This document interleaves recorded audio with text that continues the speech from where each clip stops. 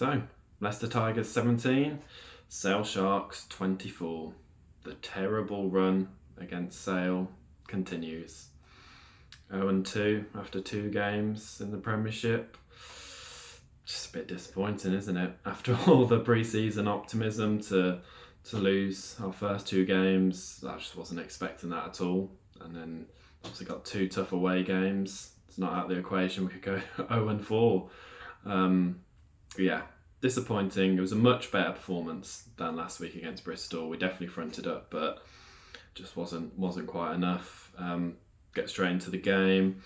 Started brilliantly. We obviously wanted that response from last week, and we got that. We came out of the blocks firing, started really well. Multiple penalties, one at the line out, and then eventually Mike Brown went over. Great line from him. But sadly, we just couldn't keep up that momentum we got. I think the middle 20 of the first half, Sale dominated it really. Tom Roebuck went over first of all after quick ball.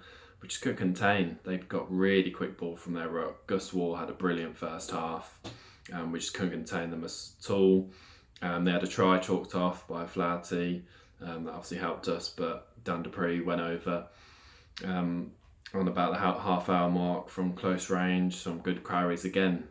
They were making good, strong carries close to the ruck, and we just couldn't stop them. Really couldn't. Their physicality was very strong during the first half. But we hit back straight away. Ollie Cracknell winning the turnover from the restart. And after a few phases, Hanro crossed for his second try of the season. I think the first half, Sale were the better side. They could have gone ahead even more, apart from a great intervention from Ollie Collins and Jamie Shilcock stopping Roebuck from getting a second. But 12-14 at half time, I think it's probably a bit kind to us. I think Sale were better than that, but we took our opportunities and into the second half, Sale obviously got the first points from Rob Dupree kicking over a penalty. Turned into a bit of a cagey game, lots of kicking, especially from us. Didn't really want to play in our half at all. Then took until the 61st minute to get the next score. Ollie Collins getting his first Premiership try for us. It was a great finish, great carry from Mike Brown in the build-up. And then lovely pass from Powell and great finish from Ollie in the corner. That's what we want. That's why we got him, finishing well. Just showing we can see more of him ball in hand. Again, looked like Sale were going to hit straight back, but great bit of defence, held them up over the line. But Sale did get the next try and the more important score. It turned out to be Rob Dupree crossing under the sticks. Maybe a bit of controversy on that. The TMO saying nothing deliberate on a trip on Dan Kelly, but I think we've all seen the video now. To be honest, I'm very surprised that didn't get chalked off. I think we've seen a lot less being chalked off for, which is disappointing that the killer blow was from that. But ended in 17-24. But I think Sale deserved the win, if I'm being brutally honest. They created more chances. Obviously, they had, I think it was 3 times we held them up over the line. Had the 1 try chalked off. Disappointing to lose at home. Always disappointing to lose at home, but disappointing because we could have won that. It could have gone either way. As I said, I think Sale did deserve it, but if we created more, I just don't know, our attack it felt like it was going back to the way we played when Steve Borthwick first came in. It was a lot of box kicking, a lot of not playing anything in our half, which I understand.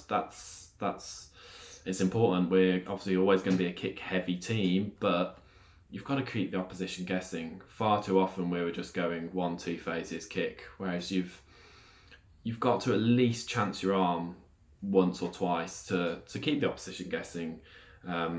The telling stat here for me is Tigers made 145 metres ball in hand compared to Sale Sharks is 400. Like that, you're not going to win too many games only making 145 metres ball in hand.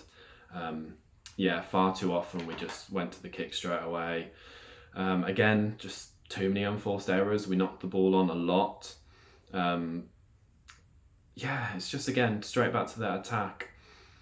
Obviously in pre-season it was against worse opposition, but we were playing that up-tempo game and we just haven't shown that in these 2 games. The only time we did show it actually was right at the end, where we went through multiple phases, probably the most phases we've been through so far this season. It's a shame that it took until the end to do that. I'd hope we'd do that more often just during the game, like going through the phases, attacking from deep. It's disappointing that we obviously gone 2 from 2 losses. I think the positives we can take is that, for one, we've got still loads of players away at the World Cup, and as shown last night, we've got some serious players to come back into that team. Add George Martin, add Andre Pollard into that side, I think we win that pretty convincingly. And again, I think maybe the pre-season, like how well we played, probably put us all out a bit. I think for me, I was always expecting it going to take a while with Dan McKellar coming in. A lot of new players coming in as well. It's going to take a while for them to all to gel properly, to get our game style down to a T. And so maybe the pre-season, how well we did play, kind of got us all, we could do something this season, but I think it's just going to take a while. As I said, loads of players away at the World Cup, loads of new players. It's going to take a while for the coaching setup to really bed in. So it's obviously a shame, but I think there is definitely a lot of positives we can take going forward.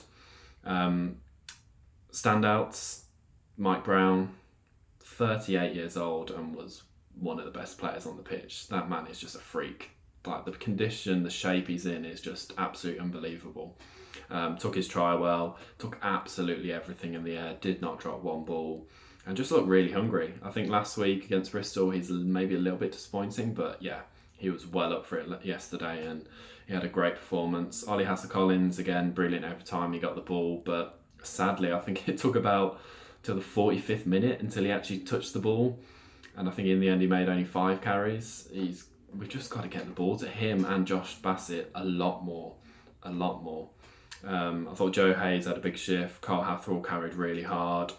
But player of the match for me, Hanro Liebenberg. I don't think I've seen him play 2 better games back to back and in his Tigers career. And he has been phenomenal for many years now, but he started this season like a train. He was absolutely everywhere. Scored another try, took it well. Defence attack, he just led from the front. 12 carries, 14 tackles. He was absolutely unbelievable. Just what a player, what a man. Fantastic captain. Shame obviously it didn't get the result for that. But yeah, disappointing loss. Bath away next week is going to be very tough. They've gone 2 from 2. Finn Russell at the helm.